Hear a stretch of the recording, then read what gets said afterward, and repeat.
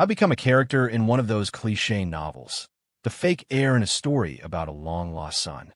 According to the script, I'm supposed to get humiliated by the real heir, have my fiancée break our engagement, and be cast out by the family. But instead, I'm flipping the script. Don't worry, I'll leave immediately. But you're still giving me the shares we agreed on. Who has time to star in your trashy reality TV drama? I casually wave my phone, which holds a treasure trove of the company's dirty little secrets. The moment the money is mine, I'm out the door and signing a contract marriage with a hotshot female CEO. $1 million a month in pocket money. What's that? Her old flame is back in town? No problem. Just make sure the final payment clears, okay? Forget all that nonsense about true love. Forget the drama of chasing someone who left you. Forget the angst and the tearful regrets. It's all garbage. None of it matters.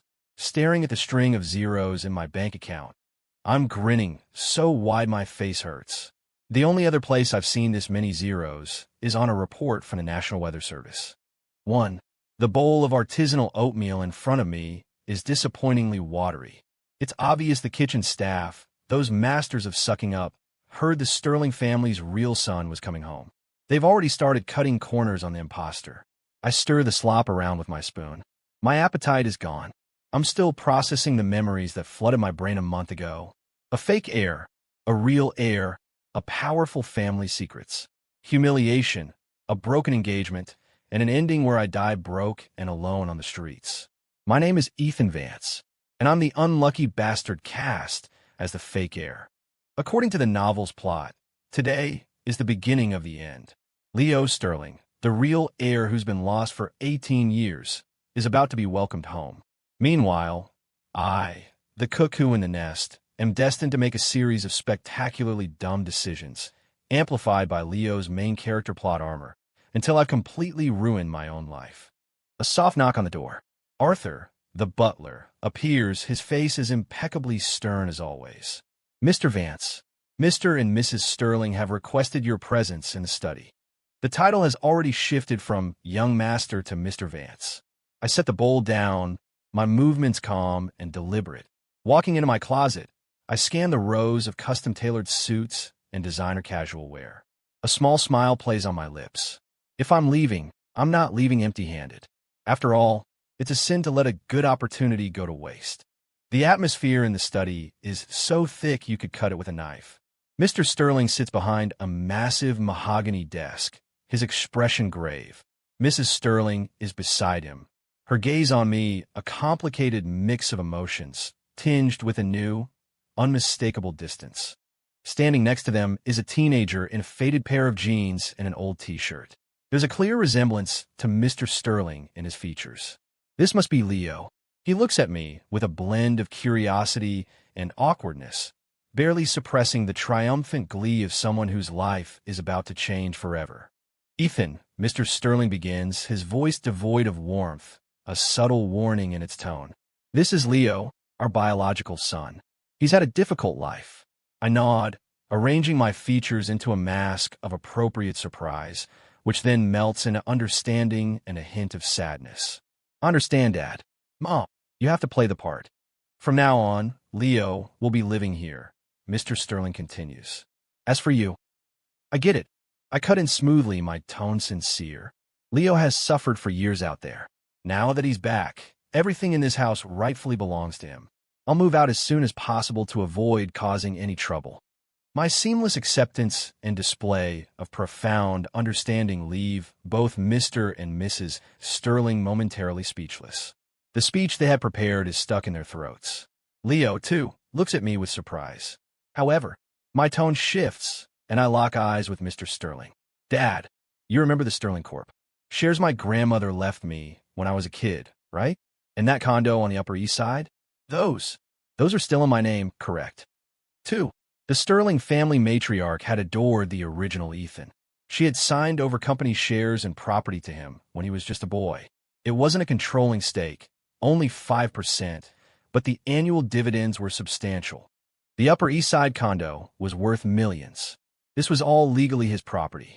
In the original story, the protagonist was so devastated he never brought it up, and the Sterlings quietly absorbed it all back. Mr. Sterling's brow furrows. He clearly didn't expect me to bring this up. He hesitates, probably wanting to get rid of me as quickly as possible. Well, there's no rush. We can handle that. I smile. Oh, but there's a rush, Dad. I draw out the word. You know how it is. A man can't rest easy until the money is in his account. And when a man can't sleep, his mind might wander and his tongue might slip. He could say something. Unfortunate. My smile doesn't waver. The Sterlings don't support freeloaders, especially not a fake one. Over the years, I was involved in numerous projects for Sterling Corp. I know exactly where all the bodies are buried. Mr. Sterling's face darkens.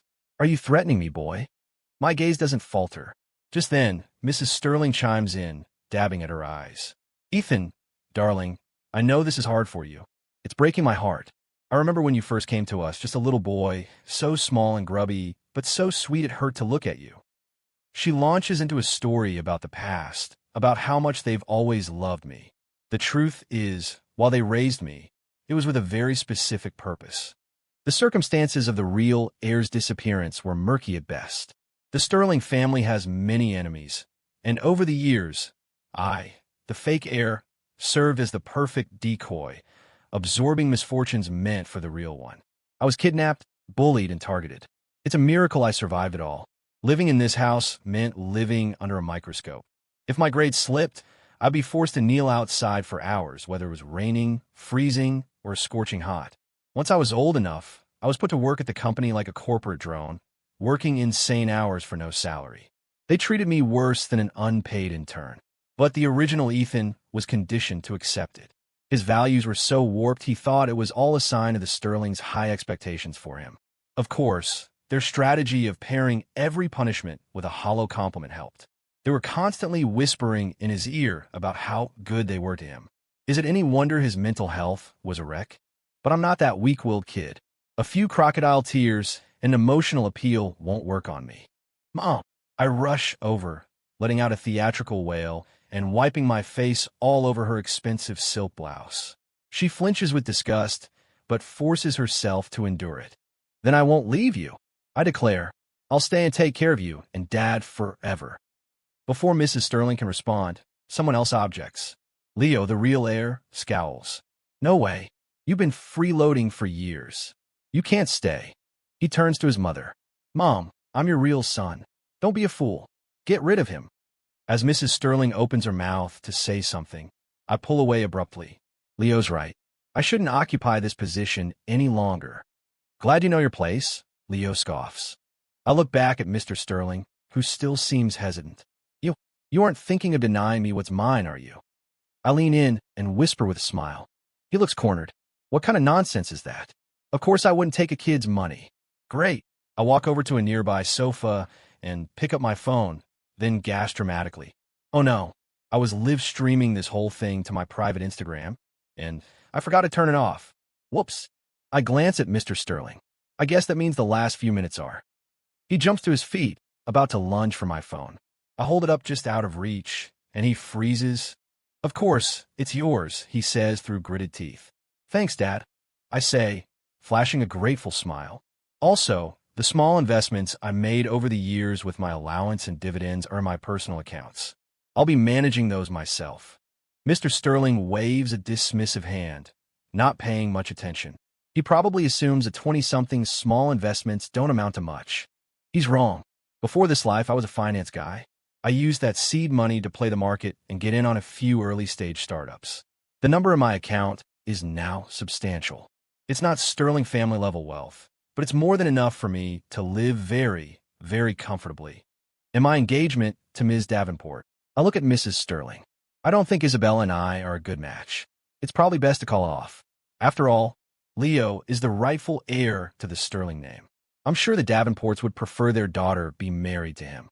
I let the suggestion hang in the air. Mrs. Sterling's expression shifts. I've clearly hit a nerve. The Davenports are important business partners. The marriage alliance should naturally be with the true heir. Ethan, it's good that you can think so maturely, she says, her tone softening considerably. This is going more smoothly than I expected.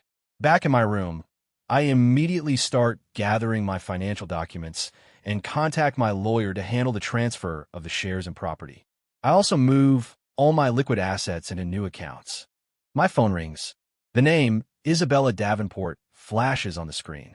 My nominal fiancée, a classic trust fund princess who has never shown me an ounce of kindness. I answer, put on speaker, and continue packing. Ethan Vance, how dare you suggest ending our engagement? Who do you think you are? If anyone's going to end it, it's me, Isabella Davenport. Her shrill voice screeches from the phone. News travels fast. It seems the Sterlings are eager to push me out. My voice is calm, with a lazy smile in it. You're right. I'm not worthy of you, Ms. Davenport. That's why I'm getting out of your way. You and Leo look great together, a match made in heaven. I wish you all the best. There's a stunned silence on the other end. She clearly didn't expect this reaction.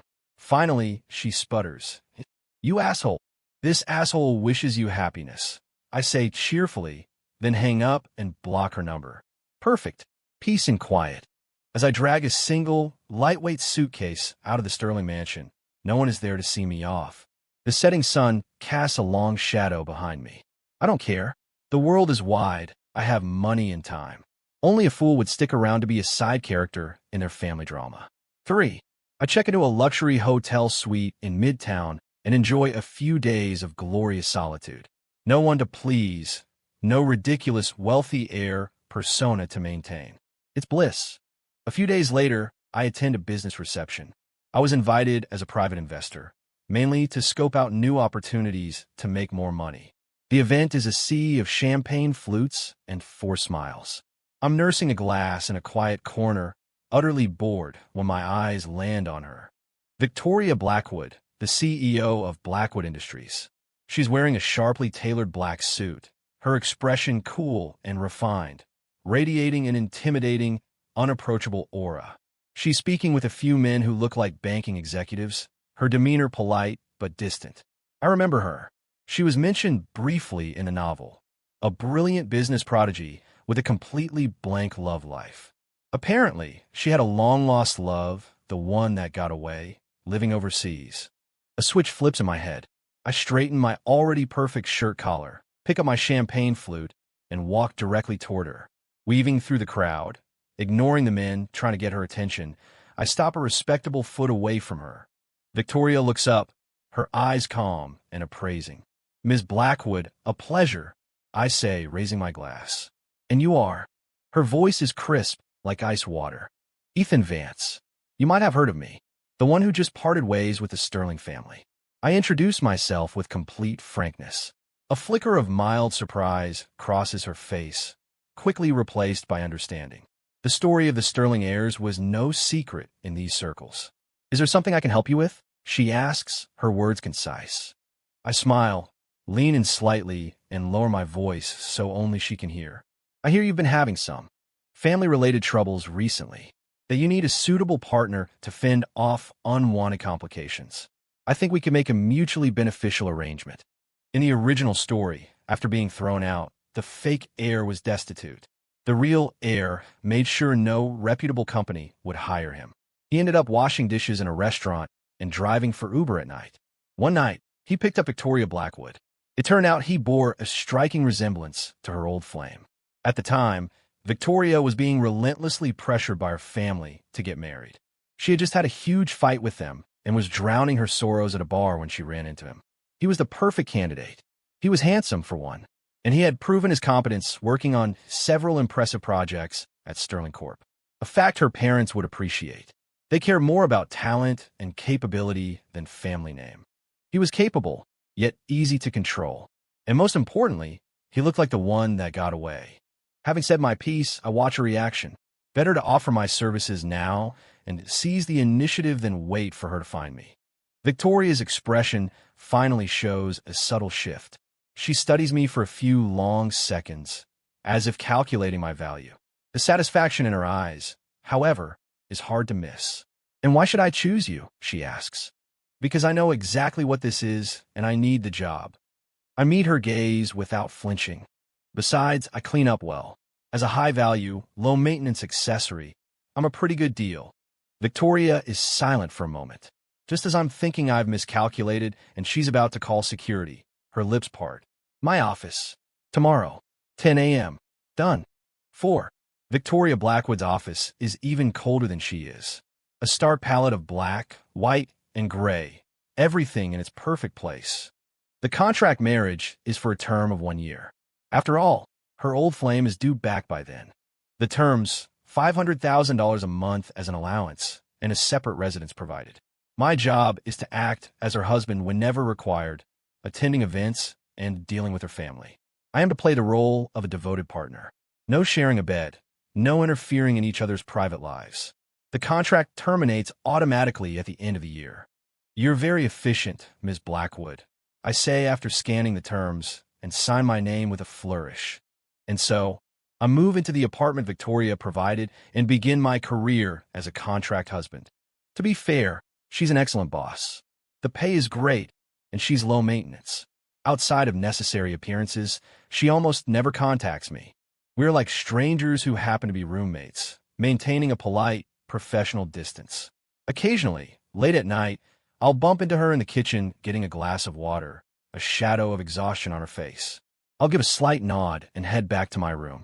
No need for small talk. Over time, some interaction is inevitable. I accompany her to family dinners to fend off relatives asking when they're going to have kids. I run interference at corporate galas, blocking business associates trying to get her drunk. Sometimes, when she works late, her driver will call me, and I'll be tasked with carrying a slightly tipsy CEO home. She's a quiet drunk. She doesn't make a scene.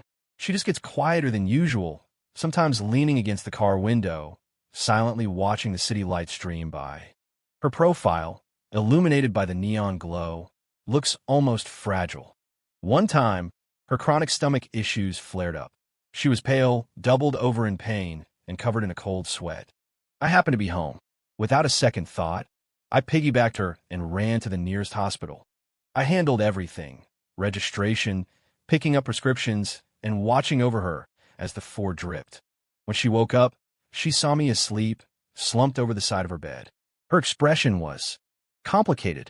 "Thank you," she said. It was the first time she'd spoken to me in a tone that wasn't strictly business. I rubbed my tired eyes and grinned. "Don't mention it, Ms. Blackwood. Ensuring the health and safety of my employer is part of the contract." I rubbed my hands together like a fly.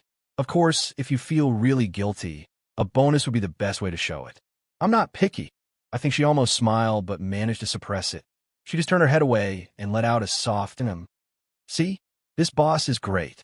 The atmosphere between us seemed to change, just a little. Our relationship was no longer so distant. She started smiling more often, complaining to me about her workload and the old-fashioned board members who gave her hell. I would just pour her a cup of hot tea and listen quietly, nodding at the right moments. Sometimes, when I was bored, I'd cook. Victoria was shocked that a supposed trust fund kid knew his way around a kitchen. "Try it," I said, handing her a fork. She hesitated, but took it. After one bite, her eyes lit up.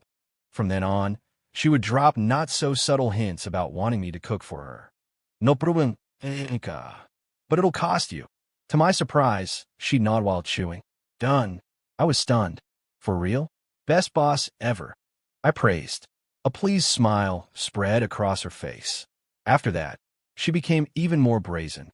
She used to visit the apartment maybe once a month. Now, she was there 3 times a week, using the excuse that it was closer to the office. One time I joked, "Shouldn't you be paying rent then?" She laughed. "What? You're my property too. Why would I pay rent?" I just smiled and said nothing. She then stole the foot basin I had just prepared for myself, filled with carefully selected herbal remedies. "This is mine too." She had changed. She smiled more, which was good. A happy boss is better than a perpetually scowling one. A happy boss might even give out bonuses. I needed to start dropping hints. I scurried over to her like an eager puppy. "Boss, how about a massage?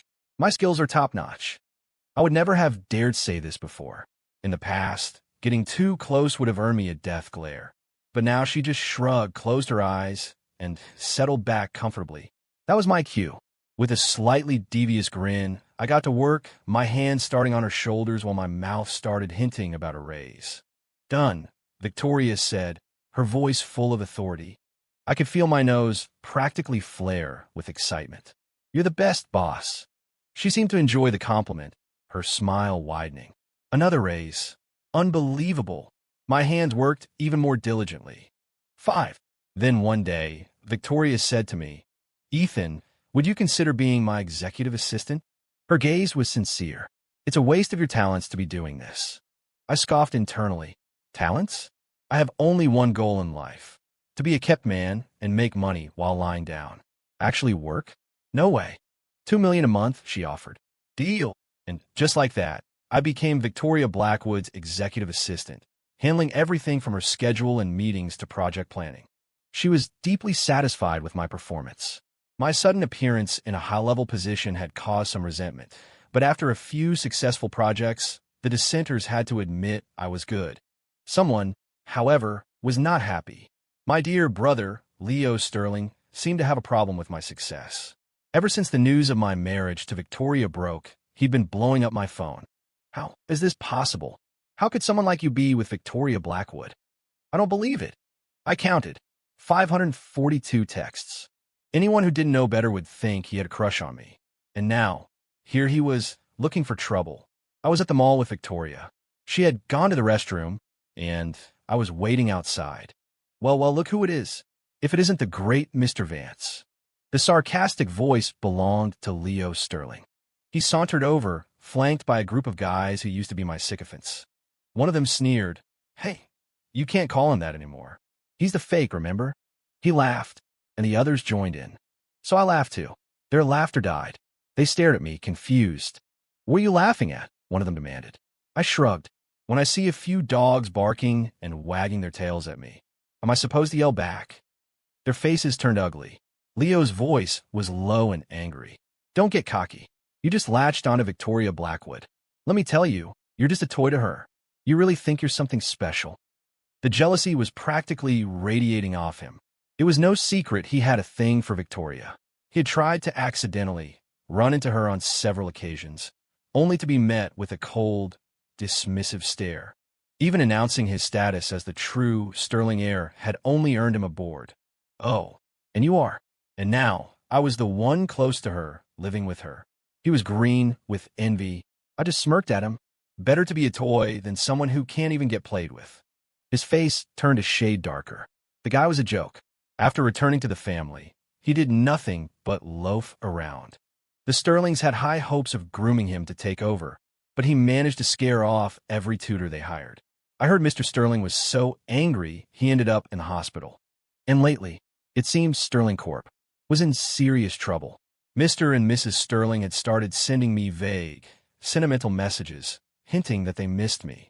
They were trying to lure me back, saying the company couldn't survive without me and that it would all be mine one day. Did they take me for a fool? They only came crawling back because their golden boy was a bust, and they saw me cozying up to the far more powerful Blackwood family. I brought my attention back to the present. Leo was fuming. "Enjoy it while it lasts. Pride comes before a fall." A fall? I stepped closer to him. He flinched and stumbled back. What do you want?" I chuckled and clapped him on the shoulder. "You know, that talk of a fall reminds me of something." His expression soured. "How's that injury from last week healing up?" I squeezed his shoulder and he winced. "Next time you want to rough me up, hire professionals. Doing it yourself is just tacky." Last week, he and his buddies had tried to jump me on my way home, wearing ski masks like a bunch of amateur thugs. But years of kickboxing training weren't for nothing. I made short work of them and tossed them into a dumpster. Leo looked mortified. I gave him a little shove, and he stumbled back into his friends. "You," he sputtered, pointing a finger at me. "Is there a problem here?" A cool voice cut through the tension. Victoria, smelling faintly of expensive perfume, appeared at my side. Leo's demeanor changed instantly. His parents must have given him strict orders, probably after cutting off his allowance. "Ms. Blackwood, are you here to harass my husband?" Victoria asked flatly. Leo was dumbfounded. Victoria, who had never given him the time of day, was now being so protective of me. He forced a laugh. "Of course not. We were just—" "Then get lost," Victoria said, linking her arm through mine. Leo's face was a mask of humiliation. He turned and stormed away, his cronies scrambling after him. "Let's go." Feeling her arm still linked with mine after they were gone, I cleared my throat. Victoria turned to me, a flicker of concern on her face. Is your throat bothering you? Seriously?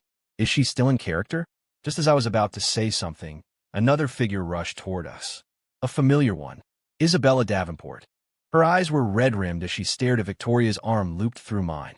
Ethan, I can't believe you're this kind of person, she accused, tears welling up. You told me you'd take care of me forever. You broke your promise. Victoria Froneth. And you are? I'm Ethan's fiancée, Isabella yelled. When the news of my marriage to Victoria broke, Isabella had spammed me with messages just like Leo. They started with mockery and warnings about being used, then shifted to confusion and anger. What was this new act? Victoria scoffed. All right, I remember you. Isabella's face brightened. Good. Now, let him go. So what? Victoria cut her off mercilessly. Your engagement was voided a long time ago. Your fiancé is that pathetic guy who just ran off. Why are you still clinging to my Ethan? Isabella tried to argue. But I was. And who gave you the right to scream at me in public? Victoria's voice dropped, becoming dangerously cold. Your own father shows me more respect than that. Isabella deflated completely. She turned her tear-streaked face to me, her voice pleading. Ethan, the truth is, I've always loved you. I was only cold to you because I was shy. You were so perfect, and I felt so inadequate. I was afraid you'd leave me. I'm sorry, I'm so sorry. I don't want to marry that other guy. I don't, she begged. I thought when you were thrown out, I could finally be the one to help you, to be your equal. She looked at Victoria. Can you please just give us a moment alone? Please. Victoria sighed and glanced at me. I shook my head. Trying to play games in front of my boss? That's just unprofessional. I looked at Isabella, my voice cold. If you think constant mockery and contempt is your way of showing love, then there's nothing more to say. We have nothing to discuss. I took Victoria's arm and turned to leave. Behind me, I could hear Isabella's heartbroken sobs. Outside, in the cool air, Victoria asked, Are you sure you don't want to go back? I won't dock your pay. I opened the car door for her. No need. I never go backward. Victoria just nodded, a thoughtful look on her face. 6. Time flew by. As the one-year contract neared its end, Victoria's legendary old flame, Julian Croft, returned. The power of the novel's plot began to assert itself. Victoria started coming home less and less, and when she did, she seemed distracted. One weekend morning, she sat across from me, sipping her coffee. Her tone was flat, devoid of emotion. Julian is back in the country. Our contract. We won't be renewing it when it expires next month. I was in the middle of a bagel. I finished chewing, took a gulp of coffee, and said, Okay, understood, boss. I gave her a thumbs up. I'll start packing my things. Just make sure the final payment hits my account. Okay? Victoria stared at me, searching my face for some other emotion, but found nothing. She looked down, her long eyelashes casting shadows on her cheeks. Fine. I was efficient. I started packing that same day. I didn't have much, and most of it was bought with her money anyway, so leaving it behind was no big deal. I stuffed my personal belongings into the same suitcase I had arrived with. When Victoria came home that evening, she found me standing in the living room with my suitcase. So soon? She asked, a slight frown on her face. Mr. Croft is back. It wouldn't be appropriate for me to stay here, I said with a considerate smile. Best to avoid any misunderstandings that might get in the way of you two rekindling things. Victoria opened her mouth as if to say something, but all that came out was, You can stay in the apartment until the contract officially ends. No, I've already found a new place, I declined politely. Ms. Blackwood, it's been a pleasure doing business with you. If we see each other around, let's still be friends. I held out my hand. Victoria looked at it, hesitating for a second before shaking it. Her fingertips were cool. Goodbye, Ethan. Goodbye. I dragged my suitcase into the elevator without a backward glance. Just as the door slid shut, I saw her through the closing gap, still standing in the same spot. In a vast, empty living room, she looked. Lonely. Not my problem. She's just my ex-boss. 7. My new place was another sprawling penthouse in the city center, purchased with the money I'd leveraged from the Sterlings. I was a free man again. I spent my days playing the stock market, scouting new projects at industry events, and generally living a life of leisure. It was glorious. Occasionally, I'd hear rumors about Victoria and Julian, a golden couple reunited, a potential merger between Blackwood Industries and the Croft family empire. I scoffed at it. I had met Julian. He had the suave act down, but you could see the cold calculation in his eyes. I wondered if Victoria could handle him. Then again, not my business. These were choices. I was enjoying my life, but I couldn't seem to avoid Victoria. She would coincidentally be in my neighborhood. Then she would casually tell me about her recent troubles. I feel like Julian has changed, she said, holding a wine glass as we sat in a small bistro. He's become someone I don't recognize. I kept looking around nervously. Julian was a notoriously jealous man. If he saw us, he'd cause trouble for me again. Last week, I was invited to a charity gala and saw Victoria there. She was sitting alone in a corner, looking dazed and holding her stomach as if in pain. Julian, meanwhile, was working the room, schmoozing with high-powered executives, a greedy look on his face. I knew the story. Julian had returned from abroad and was desperate to make a name for himself, to step out of the shadow of his more successful older brother. He looked down on small investments and was obsessed with landing a major deal. Victoria had pulled strings to even get him into this event. I sighed and prepared to leave. We could be friends, but I hated drama. I was about to slip away when some idiot called out my name. Like a bloodhound, Victoria's head snapped up, and her eyes found me. Ethan. Her face lit up as she walked toward me. So much for a clean getaway. We chatted for a few minutes while I racked my brain for an excuse to leave. Suddenly, I felt a cold stare on me. Julian was walking over, positioning himself between me and Victoria. Perfect. My exit strategy had just arrived. His voice was a low, theatrical rumble. A replacement should know his place. Now that I'm back, don't think you can still hang around. Mr. Croft, a pleasure. You look as dashing and debonair as the rumors say. I cut him off, leaving him momentarily stunned. You and Ms. Blackwood are a perfect match. I wish you a lifetime of happiness and success. Well, I must be going. I turned and made a beeline for the exit. Victoria took a step as if to follow, but stopped herself. At the door, I glanced back. Julian was muttering something to Victoria and handed her a slice of mango cake before eagerly rejoining his conversation with the executives. Huh, didn't he know she was allergic to mango? So unprofessional. Doesn't he know that all powerful CEOs in these stories have some kind of convenient medical issue, like an allergy or a weak stomach? Victoria clearly did. Oh well, not my problem. Hey, I didn't see Julian, so I let out a long breath. Victoria put down her glass, her eyes fixed on me. I know you're the one who had the waiter bring me stomach medicine at the gala that night. I checked my watch. It was getting late, and she was still trying to pull on my heartstrings. I sighed. What a classic capitalist. Still trying to emotionally manipulate me for some free labor. She wanted to have her cake and eat it too. Keep her old flame to satisfy her past desires and keep me on the hook because I catered to her needs. The woman was insatiable. Look at the facts.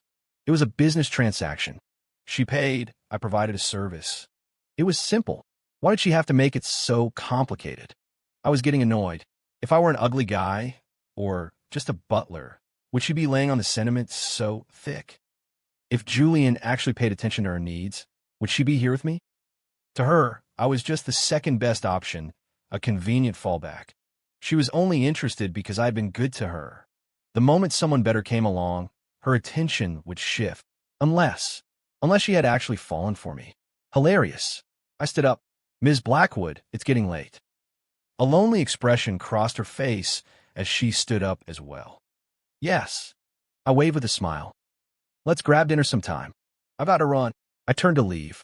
How about now? Her voice came from behind me. Damn my big mouth. Victoria grabbed my sleeve. Let's go to your place. I've been craving your cooking. My mind raced, searching for an excuse. Just then a cold voice cut through the air. Victoria. I could have cheered. It was Julian. He walked over, his eyes flicking from me to her. I was wondering where you went. Mom and Dad want to discuss the wedding plans. We need to go home. Victoria's parents had found out about our one-year contract after we divorced. They had just sighed, disappointed in their daughter's choices. They never liked Julian anyway, but Victoria treated him like a treasure. Before they left that day, they had pressed a credit card into my hand. $10 million. Sweet. Julian shot me a cold glare. Some people should stop dreaming. Don't reach for things that are out of your league. He probably expected me to get angry or run away in shame. Instead, I beamed at him. Great. You two have a good talk. Bye-bye. I spun around and practically sprinted away. Their drama was for them to solve. But I couldn't stay here anymore. Not with Victoria, coincidentally, running into me every other day. 9. So I moved. I relocated to a small, charming town in the Pacific Northwest. The air was clean, the scenery was beautiful. I had more than enough money to last several lifetimes. Even if I just lay in bed all day, the interest alone was racking up zeros. But I needed something to do, so I opened a flower shop. It was a long-held dream of mine. Looking at the vibrant, beautiful flowers always lifted my spirits. I opened and closed whenever I felt like it. Sometimes I'd sleep in until the afternoon. I was known around the neighborhood as the owner of the flower shop with the weird hours. His arrangements were unique and beautiful, and the flowers themselves were so fragrant you could smell them from down the block. Life was peaceful. I'd give flowers to the neighbors, and my days passed in quiet contentment. Then one night, after a mind-numbingly boring networking event, I was taking a walk when a sudden downpour started. I didn't have an umbrella and took shelter under a bus stop awning. The street was a blur of rushing pedestrians. And then I saw her, a girl in a cheap, cartoon print poncho, clutching a thick stack of flyers. She was soaked, her hair plastered to her forehead. She looked miserable, but her eyes were bright, like stars washed clean by the rain. A few sketchy-looking guys swaggered over, whistling and surrounding her. Hey there, little lady. Handing out flyers. Why don't you hang out with us for a bit, and we'll help you out? The girl clutched her flyers tighter and took a step back, her eyes wary. Please leave me alone. I didn't want to get involved, but seeing her hands tremble slightly despite her brave face, I sighed and walked over. Gentlemen, harassing a young woman? Not a good look, I said, stepping between her and the creeps. I might have been wearing a soaked suit, but my height and a cold stare still carried some weight. The guys looked me over, muttered a few curses, and decided I wasn't worth the trouble. They shuffled off. The girl let out a breath of relief and looked up at me, her eyes shining even brighter. Thank you. Don't mention it. I nodded, ready to go back to waiting for the rain to stop. I hadn't eaten much at the event, and my stomach chose that moment to let out an embarrassing growl. Her eyes lit up. She reached into her bag and pulled out a steamed bun, still warm and carefully wrapped in a plastic bag. She held it out to me. Here, you should have this. I just bought it. I haven't touched it. The bun was white and fluffy, steam rising from it in the cold night air. It smelled wonderful. I looked into her bright, earnest eyes and took it. Thanks. The rain started to let up. She took off her poncho, revealing a faded t-shirt and jeans underneath. She neatly rearranged her flyers, gave me another smile, and ran off into the drizzle. After that, I started seeing her everywhere. She worked at a coffee shop where I met with clients. She was a promoter at a mall I happened to be walking through. Her name was Chloe Miller. She told me she was from a small town, working to save up for community college. She was always full of energy, like a resilient sunflower fighting to grow in a concrete jungle. She would tell me funny stories from her job, complain about difficult customers, and talk about her dream of getting a degree, her eyes sparkling. She'd treat me to street food, and I'd treat her to fancy dinners in return. At first, she refused, saying it was a waste of money. I told her it was an investment she'd have to pay back when she made it big.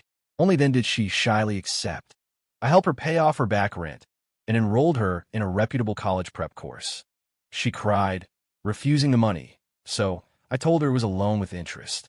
She finally laughed through her tears and promised she would pay me back. We spent more time together. She picked up another job, helping me out in my flower shop. These flowers are so beautiful, she'd exclaim, her eyes wide with wonder. I'd be lounging in my chair, scrolling through my phone. Pick whichever one you like. But she would just smile, gently lean in to smell the blossoms, and say, "Thank you, Ethan." I wouldn't reply, just keep my eyes on my phone. Chloe was a fast learner. Every day, she would excitedly share little stories from her life. She was a whirlwind of positive energy. Life went on like this. Or did it? Maybe it all changed on that one day. 10. That day, I went to the mall to pick her up from work without telling her. As I approached the service corridor, I heard her voice, mixed with another girl's, and peals of laughter. So, how's the progress with the fake heir? The bet ends in a month. It was Chloe's voice, but with a smug, flippant tone I had never heard before. What's the rush? Don't worry, I've got this in the bag. Huh, you're amazing. Your act is so convincing. Of course. Do you know who I am? All I have to do is act pure and pitiful, and he's hooked. Haha, you're right. All men fall for that. The innocent, strong girl who needs saving. It's like their kryptonite. They kept laughing. I sighed. I was planning on letting this play out a little longer. But now that I'd heard this, the game was over. My face was blank as I turned and walked out of the mall. The next day, Chloe asked to meet, saying she just got paid and wanted to treat me to dinner to thank me. I picked the location, a high-end restaurant she could never afford. She showed up in a new but cheap-looking dress, sitting awkwardly across from me. Ethan, this place. It must be so expensive, she whispered. I swirled the red wine in my glass and smiled at her. Don't worry, you're not paying. She froze. I held up my glass. Ms. Miller, or should I call you? Ms. Lancaster? The heiress of the Lancaster family from Connecticut, slumming it to win a bet with your friends. How's that going for you? Chloe, no. Chloe Lancaster's face went deathly pale. You? How'd I know? I finished for her, my smile never faltering. I leaned back in my chair and pointed to the necklace partially hidden by her collar. If you're going to play the part of poor girl, you should at least commit to the costume. The necklace was worth a small fortune. She had been wearing it the first time we met. When I saw her coincidentally showing up everywhere, I got curious. I decided to play along and see what she was up to. It was a disappointingly boring game. Your acting is terrible, I said, critiquing her performance. You should have taken some classes before trying to pull this off. I listed her mistakes. She couldn't identify common groceries. She knew every luxury brand by name. The first time I took her to a cheap diner, her disgust was written all over her face. She tried to cook for me once and nearly burned the kitchen down. She thought she was being clever, but to me, she was a walking contradiction. Chloe looked sick. She opened her mouth. Ethan, let me explain. Explain that you weren't intentionally deceiving me. I laughed and tossed a few photos onto the table. Chloe's face turned ashen. This was to get revenge for Leo Sterling, wasn't it? You must really like him. The photos were of the two of them at the same university. They had known each other for a long time. At Leo's urging, Chloe had decided to get revenge on his behalf, making a bet with her friends that she could make me fall for her, only to dump me spectacularly and reveal her true identity, leaving me completely broken. Honestly, it was a pathetic plan. No, Ethan. Chloe tried to explain, but the words wouldn't come. Everything I said was true. Her eyes started to well up with tears. Ethan, I admit that was the plan at first. But as I got to know you, I started to like. BZZZ. BZZZ. Her phone, sitting on the table, lit up. She panicked, trying to decline the call, but her fumbling fingers hit the answer button instead. A familiar voice boomed from the speaker. Chloe, how's it going with that loser Ethan? Did you make him cry and beg for you yet? It was Leo. It's all his fault. My parents are always comparing me to him. Damn it, who cares? We're rich. Why can't I spend money and slack off? It's all going to be mine anyway. Remember to give me a heads up before you dump him. I want to bring some guys to take pictures. After his rant, there was silence from our end. Chloe, why aren't you talking? Chloe was trembling. Leo, I don't think you should talk about Ethan like that. He's actually, maybe you two should try to make up. I can. Leo sounded furious. What are you talking about? You were the one who said playing him would be fun. You said just looking at him made you sick. Weren't you just complaining to me about him the other day? Chloe looked even more frantic, tears now streaming down her face. She looked up at me, her expression pleading. I just calmly took a sip of my wine, completely unbothered. Ethan, you have to listen. Wait, is Ethan there? Chloe, what are you doing? Leo roared from the phone. Shut up. Chloe screamed, then burst into tears, a perfect picture of heartbroken misery. Chloe, Leo sounded betrayed. Shut up, shut up, shut up, she shrieked, drawing stares from other diners.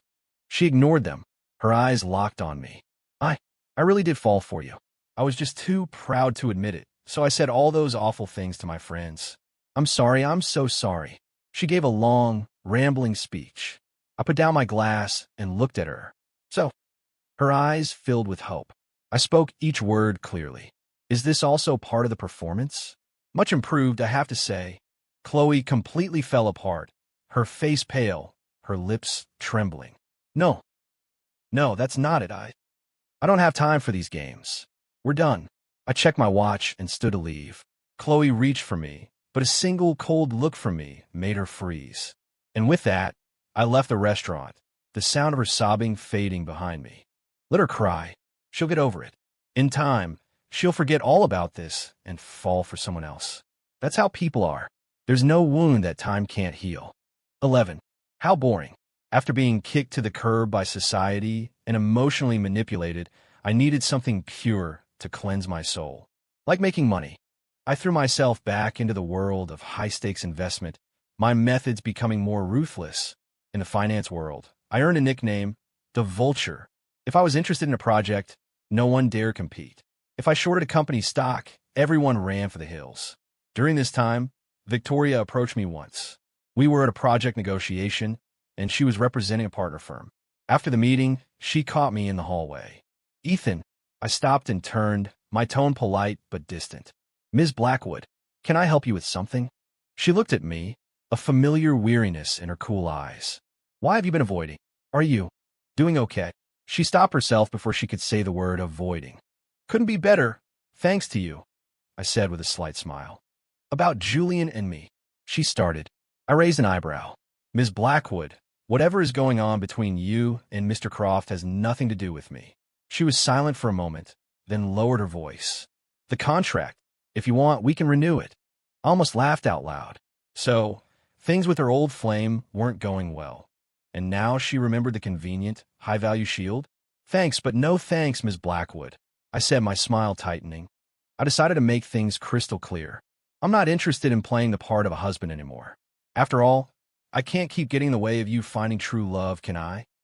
With a slight nod, I turned and walked away, not giving her a chance to reply. The whole went in back at all costs drama? Sorry, my stage is closed. 12. Life went on.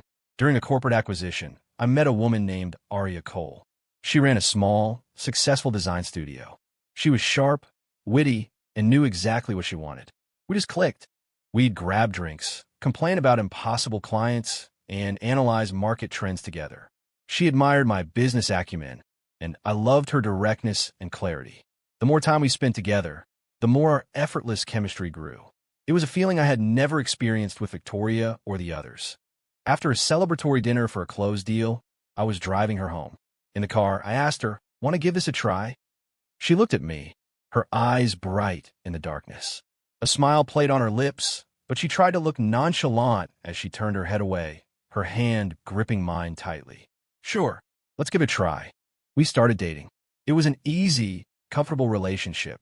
We were independent, but supported each other. She would bring me a glass of warm milk when I was up late analyzing stocks, and I would quietly solve any business problems her studio ran into. I even started to think that maybe, after all the nonsense I'd been through, this was the universe's way of paying me back. One day, Aria told me she wanted me to meet her family. "My parents really want to meet you," she murmured, nestled in my arms. I agreed immediately. It's meeting the parents, not facing a firing squad. Aria's family lived in an upscale, gated community. As I rang the doorbell, I straightened my tie and joked, "I'm a little nervous. What if your dad thinks I'm not good enough for his little girl?" Aria rolled her eyes. "Please, the Vulture doesn't get nervous." The door opened. "Aunt Aria, Mom was just..." The person who opened the door stopped mid-sentence when they saw me. "Ethan, what are you doing here?" Standing in the doorway was none other than Julian Croft. "Why are you with my aunt?" I gave him a cheerful wave. "We meet again. Nephew." 13.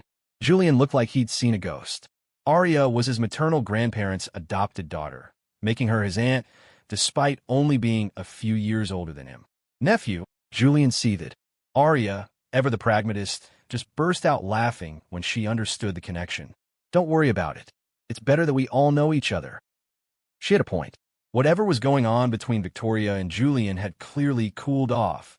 Their wedding was never mentioned again. So our family tree, while awkward, wasn't a complete disaster. She patted a stunned Julian on the shoulder. "You be nice to your new uncle. You hear?" she said, linking her arm through mine and leading me inside, leaving Julian frozen on the doorstep. We stepped into a house filled with laughter. "Mr. and Mrs. Cole." I began, but the words died in my throat. I shot a look at Arya. "Seriously? You didn't think to mention they would be here?" Sitting in the living room were two kind-faced elderly people and a glamorous-looking woman who must have been Julian's mother. That wasn't the problem. The problem was the three other figures on the sofa. Victoria Blackwood, Isabella Davenport, and Chloe Lancaster. What were they all doing here?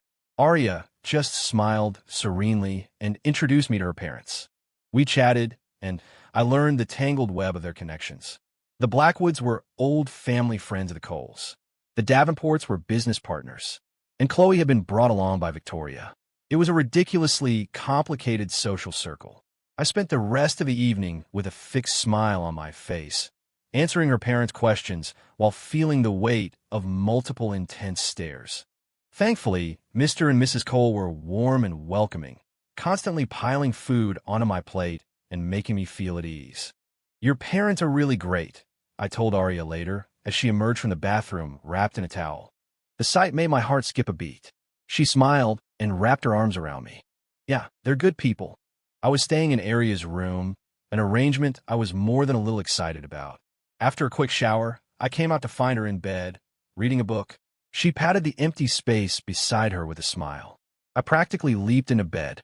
Life was good. Afterward, we were both exhausted and fell asleep quickly. I felt unusually tired that night. In a hazy, dreamlike state, I heard familiar voices. "Are you sure this will work?" "Of course." I used a slow-acting sleeping pill. Plus, they're exhausted after. "You know, they won't wake up for hours." "I don't know. If he finds out." "If you won't, I will." "No, I'll do it. I'll go." All I remember is being incredibly tired and having a very strange dream. I woke up the next morning to see Arya's sleeping face, flushed and peaceful. I smiled, but when I tried to get up, a groan escaped my lips. My entire body ached. It felt like my kidneys had been stolen. That was new. I must be out of shape. Shaking off the weird feeling, I watched as Arya woke up and clung to me like a koala. 6 months later, we got married. The wedding was huge. We stood at the altar, exchanging vows and declaring our love for each other.